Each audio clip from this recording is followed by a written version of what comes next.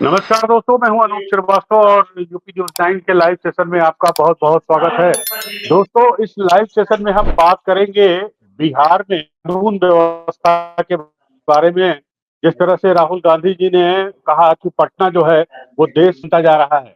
हमारे साथ मौजूद है भारतीय जनता पार्टी के प्रदेश प्रवक्ता पटना से राहुल आनंद जी। राहुल जी, बहुत-बहुत स्वागत है आपका। जी, नमस्ते। और इसके साथ ही हमारे साथ अभी जुड़ने वाले हैं कि अ आसिफ साहब जुड़ेंगे, जो कि कांग्रेस के प्रवक्ता है। तो सबसे पहले बात शुरू करते हैं राहुल जी आपसे कि राहुल गांधी जो पिछले दिनों आए थे बिहार में, तो उन्होंने कहा कि साहब क्राइम कैपिटल बन गया है पटना शहर जो है।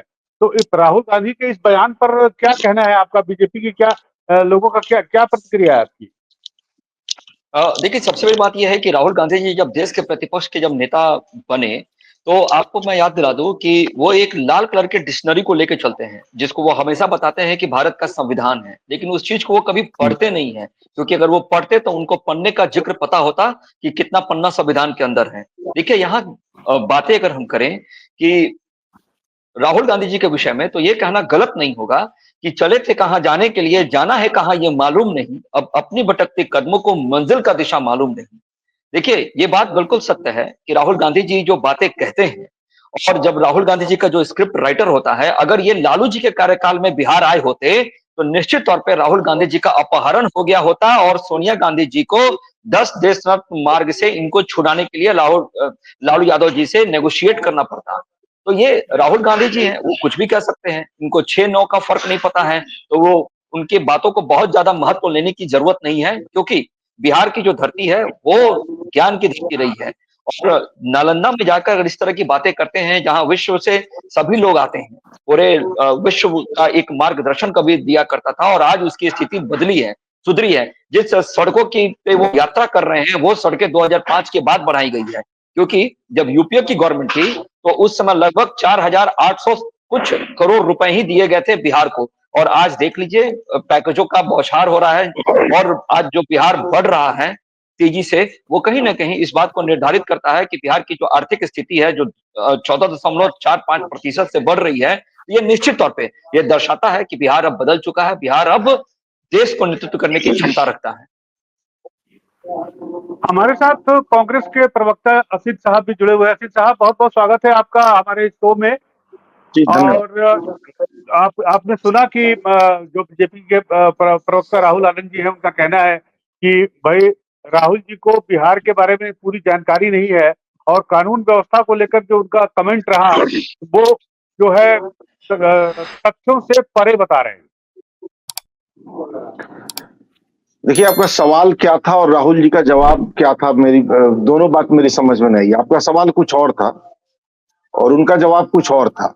कह तो ऐसे रहे हैं जैसे नरेंद्र मोदी जी इन्हीं के गाँव में पले बढ़े हैं और उनको इनके गाँव की एक-एक गली पता है, एक-एक दादी चाची को वो पहचानते हैं और वहीं घुमसार में भूजा भूज के खाते थे। अरे भाई, ज़ाहिर-सी बात है कि राहुल गांधी जी दूसरे सूबे के हैं, नरेंद्र मोदी जी दूसरे सूबे के हैं, हमारे आपके गाँव में पले-बड़े लोग नहीं हैं और हमारे आपके गाँव के लोगों को नहीं जानते। मसला था लॉ एंड ऑर्डर का।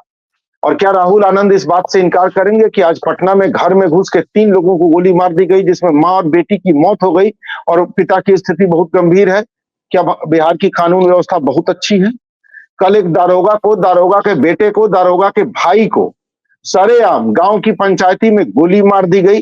क्या बिहार की कानून व्यवस्था ठीक है? सीतामढ़ी में एक लड़की का रेप हुआ, रेप के बाद ब्रूटल रेप के बाद उसका मर्डर हुआ। सीतामढ़ी से ठीक एक दिन पहले भागलपुर में कोचिंग से लौट रही 19 साल की एक लड़की को जबरदस्ती मक्के के खेत में खींच लिया गया, उसका रेप हुआ, खेत में ही उसका मर्डर किया गया। उसके पहले मुजफ्फरपुर के कुढ़नी में अगल बगल के गांव में ही 2 बच्चियों का रेप और दोनों, एक का तो खैर मर्डर हुआ और एक का की गर्दन रेती गई, सीना फाड़ा गया, जिसकी पीएमसीएच में इलाज के अभाव में मौत हुई। बावजूद इसके अगर भाजपा के लोगों को लगता है कि बिहार में कानून व्यवस्था की स्थिति बहुत अच्छी है, तो इसका स्पष्ट मतलब है हत्याओं और बलात्कारों को भाजपा के लोग कानून व्यवस्था मानते हैं। इनकी सोच में हत्या और बलात्कार जायज है और ये हर हत्या और हर बलात्कार को कानून व्यवस्था ही मानते हैं। अगर हत्या ना हो, बलात्कार ना हो, तब इनको लगता है कि कानून का राज खत्म हो गया है, कानून व्यवस्था चौपट है। इन्हें रोज हत्याएं चाहिए, रोज बलात्कार चाहिए, बलात्कार के बाद हत्याएं चाहिए। घर में घुस घुस के गोलियां मारी जा रही हैं साहब, पूरे पूरे परिवार को एक साथ खत्म कर दिया जा रहा है। बावजूद इसके अगर किसी को लगता है कानून व्यवस्था ठीक है, तो या तो वो मनोरोगी है या फिर अपराधी है। बात तो यही है ना अनूप जी, आप तो पुराने पत्रकार हैं। राहुल जी से पूछ लेते हैं। राहुल जी, अभी अगर मेरी जो जानकारी सही है तो कल ही पटना में जो करीब 9 थाने थे, 9 थाने के एसओ को चेंज किया गया, और जो एग्जाम्पल दे रहे हैं पटना शहर के और उसके बाहर की, उसमें एक बड़ा महत्वपूर्ण था मुजफ्फरपुर कांड, जैसा कि आपको पता है। तो इस तरह से आप तो कह रहे हैं कि साहब जो कांड हो रहे हैं, तो आपका तर्क ये है कि कांड तो हो रहे हैं लेकिन उस पर कार्रवाई हो रही है, लेकिन इसको आप जस्टिफाई नहीं कर सकते, ये कहना है कांग्रेस के प्रवक्ता असित जी का। क्या कहेंगे आप? देखिए, निश्चित तौर पे अगर देखा जाए तो कोई भी सरकार अंतर्यामी नहीं होती है। कहीं भी कोई अगर घटना घटने वाली होती है तो सरकार को पहले से इसके प्रारूप के बारे में जानकारी नहीं होती है। लेकिन सरकार की क्षमता कितनी है, सरकार की जिज्ञासा कितनी है और सरकार कितनी तत्परता से उस पे एक्शन कर उस रिएक्शन को समाप्त करता है, इसकी चर्चा होनी चाहिए। देखिए, निश्चित तौर पे आपको एक बात मैं बता दूं कि असित जी जो बातें को कह रहे हैं वो हमारे बड़े भाई के समान है। बिल्कुल, जो बातें कह रहे हैं मैं उन चीज़ों को समझता हूँ। लेकिन आपको मैं बता दूं कि क्या जो मुजफ्फरपुर के जिस मसले की बातें कर रहे हैं, क्या कांग्रेस के प्रदेश अध्यक्ष उसके लिए जिम्मेदार नहीं है? 6 घंटे उस बच्ची को बाहर रखकर प्रदर्शन करना जरूरी था।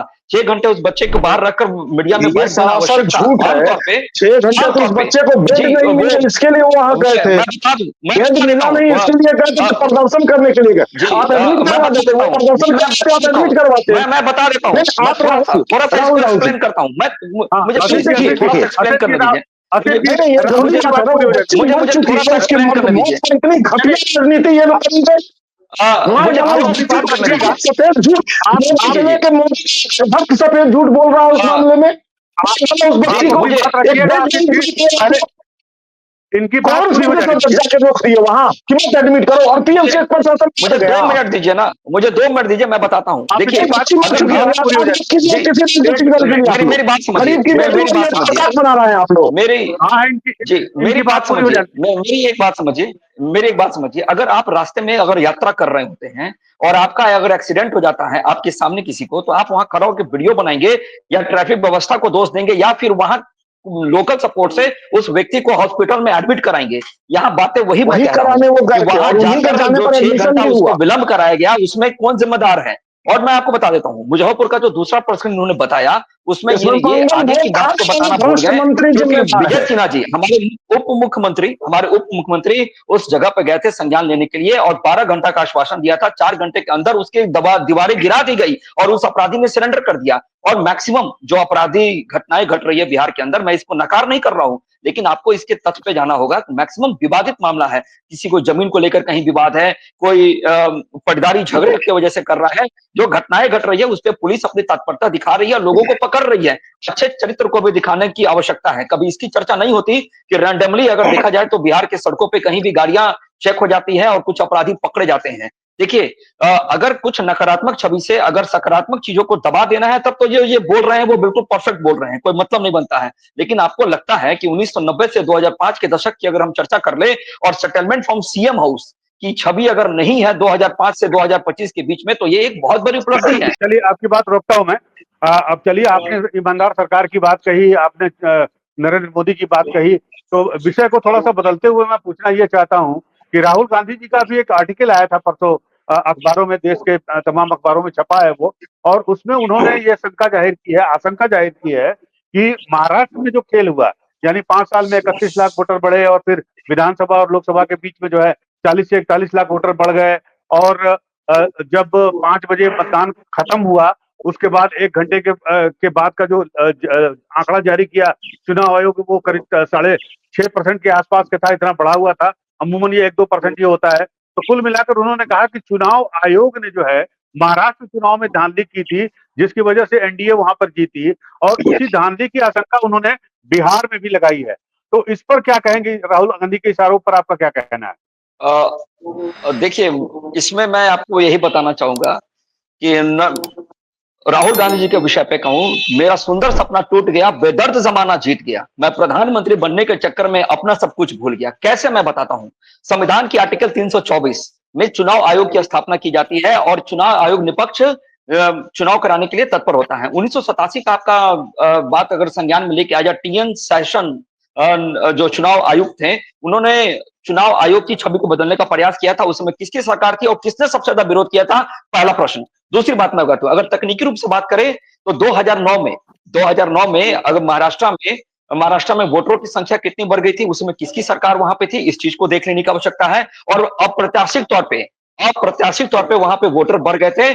और कर्नाटका के विषय पे बात कर लीजिए, कर्नाटका में 2018 से 2023 के बीच में 36 लाख वोटर बनते हैं और 2023 के बाद 1 से 1.5 साल में लगभग 46 लाख वोटर आ जाते हैं। इसका मतलब साफ है कि कांग्रेस ने धांधली किया और कांग्रेस ने धांधली करके वहां पे रोहिंग्या मुसलमानों को जोड़ा, अप्रत्याशित तौर पे वोटर को जोड़े गए और वो फिर से सरकार बना ली। लेकिन यहाँ पे सब चीजों को छोड़ता है, ये एक भाजपा का मत हो सकता है, लेकिन अगर इस पे तकनीकी रूप से बात करें तो मुझे एक बात का प्रश्न का जवाब दीजिए कि अगर भाजपा कहती थी अब की बार 400 पार, कहती थी, हमारा एक नारा था, बुलंद नारा था, लेकिन अब की बार 240 पे आ गए। अगर हमारा सच में इस तरह का प्रयास होता तो हमें ये बैसाखी की सरकार चलाने की क्या आवश्यकता पड़ गई थी? क्या आवश्यकता थी हमें बैसाखी की? हम 240 में तो सिमट गए। तो जी। असित भाई, अब आप बताइए ना, ये कह रहे हैं कि साहब अगर चुनाव आयोग में गड़बड़ी होती तो हम बैसाखी की सरकार क्यों चला रहे होते? और क्या राहुल जी को इस बात का आशंका है, इस बात की कि वो बिहार चुनाव हार सकते हैं, इसलिए वो अभी से चुनाव आयोग पर ठीकरा फोड़ रहे हैं? क्योंकि जिस तरह से महाराष्ट्र में खेल हुआ वोटरों की संख्या बढ़ाने का, वो यहाँ भी होगा। हालांकि इस बारे में मेरा भी एक सवाल आपसे है कि इस बारे में उन्होंने अभी तक मौखिक शिकायत ही की है, लिखित शिकायत चुनाव आयोग को नहीं दी है। अनूप जी, एक छोटा किस्सा सुनाऊंगा। मेरे गांव में एक शिवलोचन महतो हुआ करते थे, अब नहीं रहे। तो साल में 2-3 बार वो अलग अलग जगह चोरियां करते पकड़े जाते थे। वो जेल जाते थे, फिर कुछ दिन बाद 3-4 महीने बाद छूटते थे, फिर कुछ दिन बाद पता चलता था कहीं पकड़े गए, जेल चले गए। तो जब बूढ़े हो गए तो बच्चे उन्हें चिढ़ाने लगे। वो कहीं जाते थे तो बच्चे पीछे से कहते थे चोर चोर, और वो लगते थे चिल्लाना, हम चोर नहीं, हम चोर नहीं, हम चोरी नहीं की कैले, हम चोरी नहीं की कैले। राहुल गांधी जी ने आरोप लगाए चुनाव आयोग पर और बिलबिला के अपने बिलों से बाहर निकल गए। कौन? भाजपा के प्रवक्ता। भाई भाजपा पे तो उन्होंने आरोप ही नहीं लगाए थे, आरोप तो चुनाव आयोग पर लगे थे। भाजपा क्यों शिवलोचन महतो स्टाइल में रिएक्ट कर गई? ना ना, हम चोर नहीं, हम चोर नहीं, हम चोर नहीं, राहुल जी झूठ बोल रहे हैं, हम चोर नहीं। आपको तो कहा ही नहीं था, कहा तो चुनाव आयोग को था। तो बिलबिला के जिस तरह से सारे भाजपाई निकले चुनाव आयोग पर आरोप लगाने के बाद, उससे एक बात तो बहुत स्पष्ट हो गई कि चुनाव आयोग के साथ इनकी इतनी जबरदस्त साठगांठ है कि ये चुनाव आयोग पर एक भी प्रश्न चिन्ह बर्दाश्त नहीं कर पा रहे। चुनाव आयोग ने रिएक्शन नहीं दिया, चुनाव आयोग के प्रवक्ता सामने नहीं आए, चुनाव आयुक्त ने कोई रिएक्शन नहीं दिया। इस मुद्दे पर रिएक्शन कौन दे रहा है? भाजपा दे रही है। काहे भैया? आप चुनाव आयोग के प्रवक्ता हैं, आप चुनाव आयोग के वकील हैं, आप चुनाव आयोग के एजेंट हैं। आप कौन है चुनाव आयोग के कि चुनाव आयोग पर लगने वाले हर आरोप का जवाब आप ही देने आ रहे हैं? इससे स्पष्ट होता है कि ये गिरोह है चोरों का, और जैसे चोर का वो रिएक्ट कर जा रहा है। इसमें तो रॉकेट साइंस क्या है अनूप सर? ये तो बड़ा सिंपल है, समझ लेना। आरोप आयोग पर लग रहे हैं, बिलबिला भाजपा रही है, तो कुछ तो बताइए गड़बड़ राहुल है जी, ना। राहुल जी, उन्होंने बीजेपी पे देखिए, कोई आरोप लगाया नहीं, आप चुनाव आयोग पे कह रहे हैं, तो आप क्यों परेशान हो रहे हैं? देखिए, मैं आपको बता दूं, कांग्रेस की जो अलायंस के जो साथी हैं, यानी कि जम्मू कश्मीर की ही संदर्भ को अगर आप ले लेते हैं तो निश्चित तौर पे देखा जा सकता है कि जम्मू कश्मीर में भाजपा ने कितना काम किया, सबसे ज्यादा काम किया। और सबसे ज्यादा काम करने के बाद भाजपा की वहां पे हार होती है, यानी कि हम सत्ता में नहीं स्थापित हो पाते हैं। और इनके अलायंस के पार्टनर क्या कहते हैं वहां के मुख्यमंत्री की चुनाव आयोग का बहुत धन्यवाद है, क्योंकि चुनाव आयोग ने बड़ा निष्पक्ष तरीके से वोटिंग कराया है, हम उसके आभारी रहेंगे। तो देखिए, क्या है ना, कथनी और करनी में फर्क होता है। आपको मैं एक कहानी सुनाता हूँ आज। वो कहानी ये था, ऊंट और सियार की कहानी है। क्या है कि ऊंट और सियार की कहानी ये है कि सियार का चेहरा देखकर ऊंट कहता है कि कितना सुंदर तस्वीर है, कितना सुंदर तुम्हारा चेहरा है, आज तक ऐसे इतनी खूबसूरती वाले लोगों को मैंने देखा नहीं था। और ऊंट की आवाज सुनकर सियार कहता है कि इतना मधुर आवाज है, इस तरह की आवाज तो मेरे कानों में कोमलता के साथ प्रवेश कर रही है। यानी कि कहने का मतलब यह है कि कह कौन रहा है, सुन कौन रहा है। और ये यहाँ पर इस बात को यह समझना है कि जब इनके पक्ष की बातें होती हैं, इनकी जब सरकार बनती है तो चुनाव आयोग सफल रहता है। लेकिन जहां इनके पक्ष की बातें खत्म हो जाती है तो चुनाव आयोग, अब तो ईवीएम में कुछ दिन पहले टिकारा फूटता था, अब तो चुनाव आयोग में फूटता है। हमारे तरफ एक कहावत है बिहार में, खिसियानी बिल्ली खंभा नोचे। तो ये नोचते रहेंगे, हम तो लेकिन इसका आयोग प्रभाव को और ही इसका कुछ कह रहे हैं लोकतंत्र ना। की अगर बात करते हैं, लोकतंत्र की बात करते हैं, तो लोकतंत्र में सच्ची श्रद्धा जनता की होनी चाहिए। आप मुझे एक बात बताइए, मैंने अभी कहा कि लोकसभा में हमारी सीटें घट गई, चुनाव आयोग से साठगांठ होती तो हमारी सीटें बढ़ गई होती। हम झारखंड हार गए, क्यों हार गए? हमने तो बहुत अच्छा काम किया था। हम जम्मू कश्मीर हार गए, क्यों हार गए? हमने तो बहुत अच्छा विकास कर दिया था। तो ये जो बातें हैं ना, ये सिर्फ कहने की बातें हैं।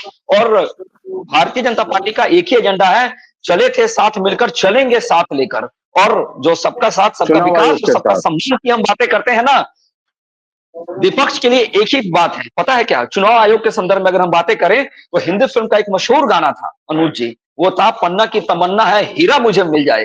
देखिए ये जो पन्ना है, उस हीरे की तमन्ना में बार बार हीरे को ही कटघरे में खड़ा कर रहा है, और हीरा इसको मिल नहीं रहा है। तो समस्या यही है, चाहे मेरी जान जाए, चाहे मेरी जान चली जाए, बस। चलिए असित जी, आपसे संभव कर लेते हैं कि भाई आप जब तेलंगाना जीतते हैं तो आप चुनाव आयोग के बारे में कुछ नहीं कहते हैं। आप जब कर्नाटक में जीतते हैं तो कोई चुनाव आयोग के बारे में कुछ नहीं कहते हैं। आप हिमाचल जीत जाते हैं तो चुनाव आयोग के बारे में कुछ नहीं कहते हैं। और कहीं हार जाते हैं तो फिर चुनाव आयोग आप पन्ना बन के हीरा की तलाश करते हैं, जैसा कि वो कह रहे हैं राहुल जी। मूल सवाल का जवाब तो आया नहीं कि हम अगर चुनाव आयोग पर टिप्पणी करते हैं तो भाजपा क्यों बिलबिलाती है। मूल सवाल तो ये है। चलिए हम भाजपा पर टिप्पणी करें, भाजपा के किसी नेता पर टिप्पणी करें, तो भाजपा प्रवक्ताओं का धर्म बनता है कि वो आके काउंटर करे। ये हमारा भी धर्म है, एक राजनीतिक दल के तौर पर हम भी ये काम करते हैं, उनको भी करना चाहिए, डेमोक्रेसी है, स्वागत है इसका। हम चुनाव आयोग पर टिप्पणी करते हैं तो भाजपा क्यों बिलबिलाती है, मूल सवाल तो ये था। इधर की कहानी सुन ली, उधर की कहानी सुन ली, सारी कथा सुन ली, मूल सवाल गायब। मूल सवाल का कोई जवाब आना चाहिए ना। इस सवाल का जवाब भाजपा के पास नहीं है, क्योंकि चोर चोर मौसेरे भाई हैं। भाई आयोग को बोलने दीजिए ना, आयोग में सक्षम लोग हैं, आयोग का भी अपना प्रवक्ता होता है। आयोग में सक्षम लोग हैं ना, वो हमें जवाब दे देंगे।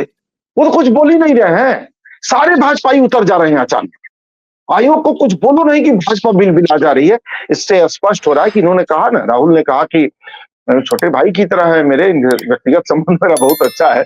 और राहुल अच्छा बोल रहे हो यार, धीरे धीरे और अच्छा कर जाओगे।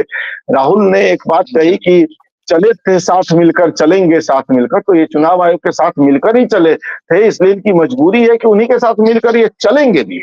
अब बचाव नहीं करेंगे तो कल को आयोग के लोग कह देंगे कि तुम्हारे लिए हम सारे धक्कर्म कुकर्म कर रहे हैं और तुम हमारा बचाव भी नहीं कर रहे हो। इसलिए इन बेचारों को मोर्चा खोलना पड़ता है उनके लिए।